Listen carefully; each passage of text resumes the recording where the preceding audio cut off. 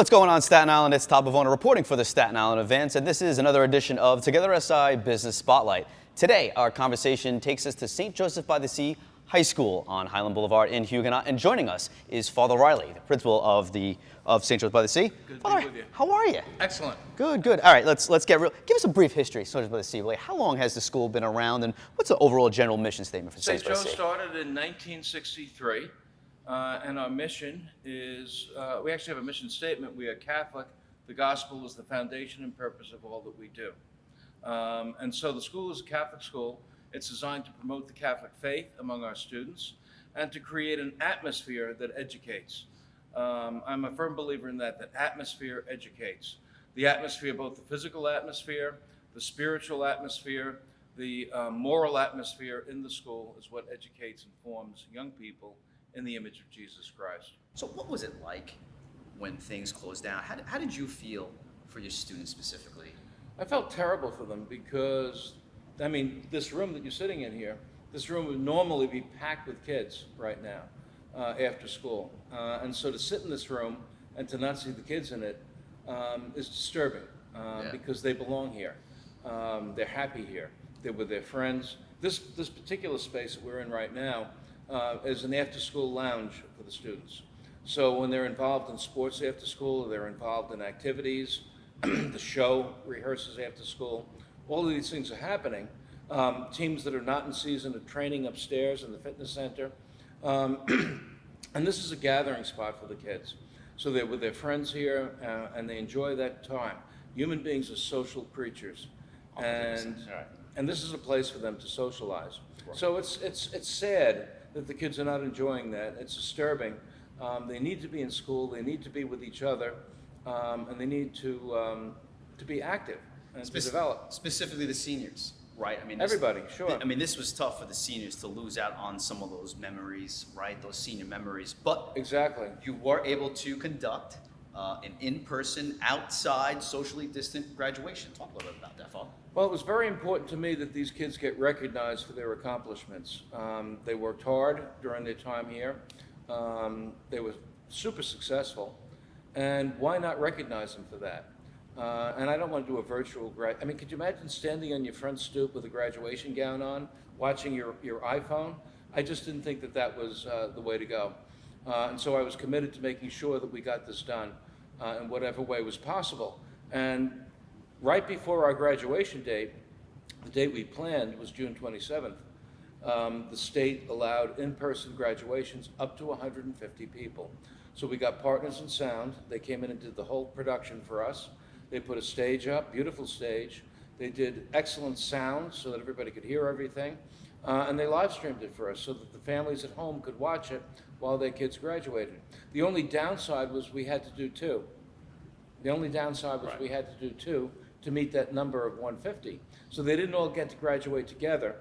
But they did get to graduate in person and live. Which is great. And to walk across the stage and receive their diploma. And to get that, you've earned that. You've earned that right to go across the stage, having worked so hard here for 4 years or however long they may have been here, right? And you guys are suited for the fall. And you have this plan in place to function on snow days, right? Right. That you had to kind of tweak a little bit in order for it to work for the rest of the school season. Right. But moving forward, you guys are poised in a good position to continue education in this virtual space. We've been doing remote learning since 2015. So when March 13th came around that we had to transition, it wasn't a transition, it was just flicking a switch. And we were ready to go. And we went. And then as we started to go, we said, okay, now we have to take this and transform it into a learning plan that's going to carry us through the rest of the year. And it did very successfully. The kids did not get measured by Regents exams this year, but they did get measured by AP exams. And they did tremendously well on the AP exams. I was so happy with the results when I saw them. 3s and 4s and 5s. Excellent. And so it worked. It worked. Talk a little about how it's satisfying to see, great to see people joining C because you're ready for it. Absolutely. Well, we've already installed 2 thermal cameras, one at the main entrance and one over here. So students will be temperature checked automatically every day. And obviously, if they have a temperature, they'll be sent home. We've contracted with Scarin to install UV lighting in all of our HVAC in the building. So all of that air will be circulated continuously through the air handlers and purified. And then we've ordered HEPA filters for every classroom. They're coming in this week, in fact. It's almost like, it looks like a paper shredder, and it replaces the air in the room 20 times an hour, and it can actually strain out things on the level of the size of a virus. So the air will be double purified in every classroom. The students will be temperature checked. We've scheduled the students in block schedules so that the same group will travel together all day. If we have to divide them in half, which is kind of the plan, you come in alternate days.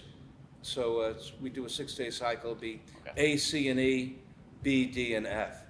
So if you're scheduled to be in, you'll follow your schedule, you'll stay in the same room all day, you'll be with the same half the class all day, you'll get all your instruction, and we'll be streaming the smartboard onto the student iPads through Canvas.